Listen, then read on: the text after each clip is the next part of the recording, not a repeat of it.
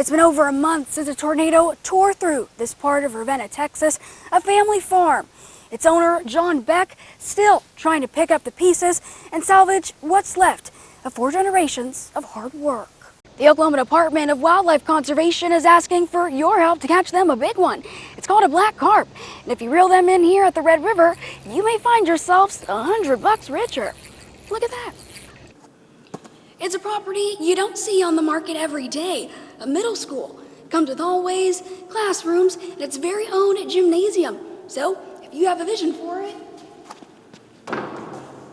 it could be yours. People are coming here to Texas Roadhouse in Sherman hungry tonight for Dine to Donate. So every steak, baked potato, and loaded fry that makes it to diners' tables is going towards disaster relief for Kerr County. After 5 years in the making, Sherman's Courtyard Marriott is finishing its final touches. So, let's take a look, shall we? To accommodate a growing district, they've chosen to take this middle school up an extra level with a second floor. No idea of when the government could open back up. That's also going to put even more of a strain on filling these boxes with more food. It's a partnership between the City of Atoka and the University of Oklahoma to make this car drive all by itself. To remember baby Michaela's childbirth story, Denison paramedics here wanted to send her off with a little birthday gift, her very own onesie. A Tom Bean veteran is making sure the men and women who died are never forgotten, honoring their services with the colors red, white, and blue. The Grayson County Commissioners are meeting with taxpayers tonight, to discuss an unincorporated area sales tax proposal.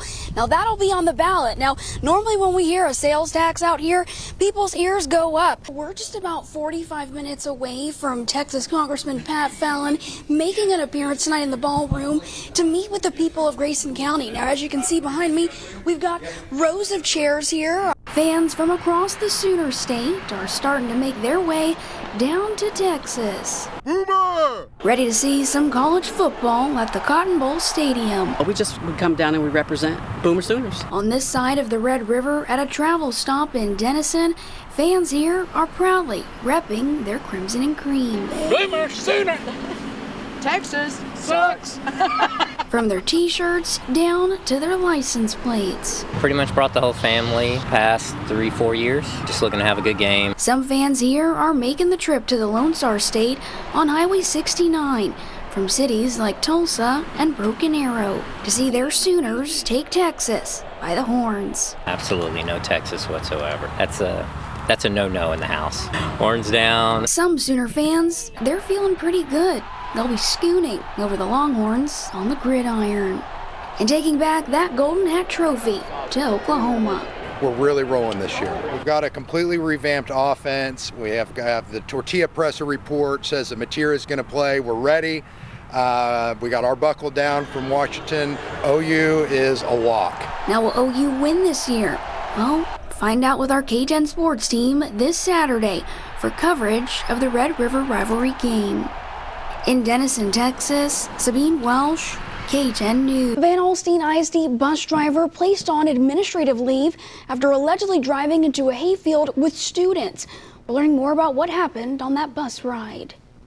And if we have to tell a bus driver, common sense, he shouldn't be driving our children. It was a school bus route gone wrong for Van Alstyne ISD students sitting on bus number 24 on Wednesday. There is a bit of rage going on with a bunch of parents with children that were affected.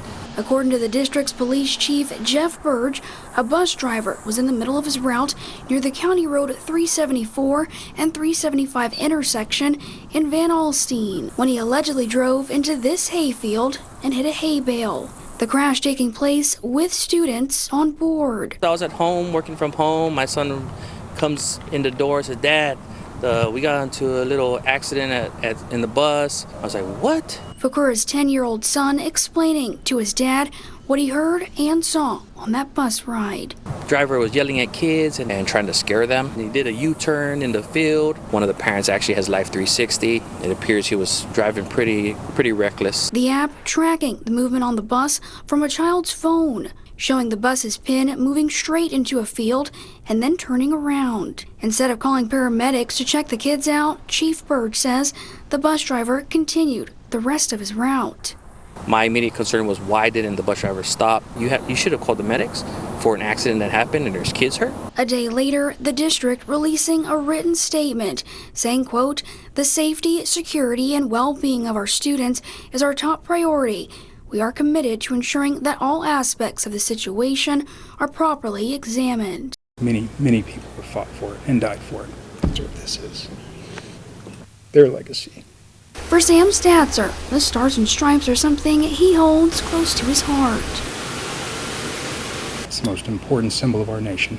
This Independence Day, he's flying the grand old flag in all its glory, making sure our nation's colors are always remembered through his business, Never Forget Flags. I would go around town on holidays and you would see some flags that aren't really being kept up. Statzer says the business idea came to him while out on a drive. We really just wanted to see really a grand display of the grand old flag and just that unity. Providing a service to fly flags for his neighbors during the patriotic holidays. Never letting the flags touch the ground and handling each one he displays with care.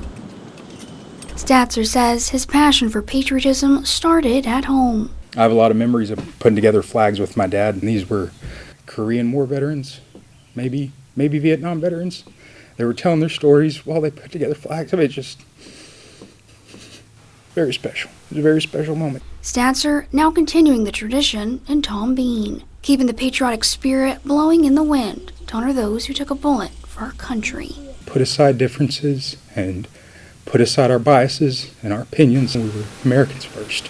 That's what I'm trying to contribute a small part towards. In Tom Bean, Texas, Sabine Welsh, K10 News. And he's just standing there looking at people taking a picture of him like it's normal everyday business. It's not something you see every day. A black bear taking a stroll through Savoy, Texas. My coworker that had just left, she called me and said there was a bear at the gas station. I thought she was joking. Security camera footage shows the bear out on the town, stopping by a neighborhood gas station before walking across North Main Street to a nearby nursing home. It scared one of the other coworkers because she's like, if it's a baby, the mama's probably out here and they can be aggressive. But we didn't think about that when we were going to go look for the bear. He was a big baby. Very scared. He was running from everything, just trying to get away from everybody. At one point, the bear caught up with Fannin County Sheriff's deputies, according to Savoy's Police Chief Robert Knoll. When I first received the call, my first thought process was, I bet it's not really a bear.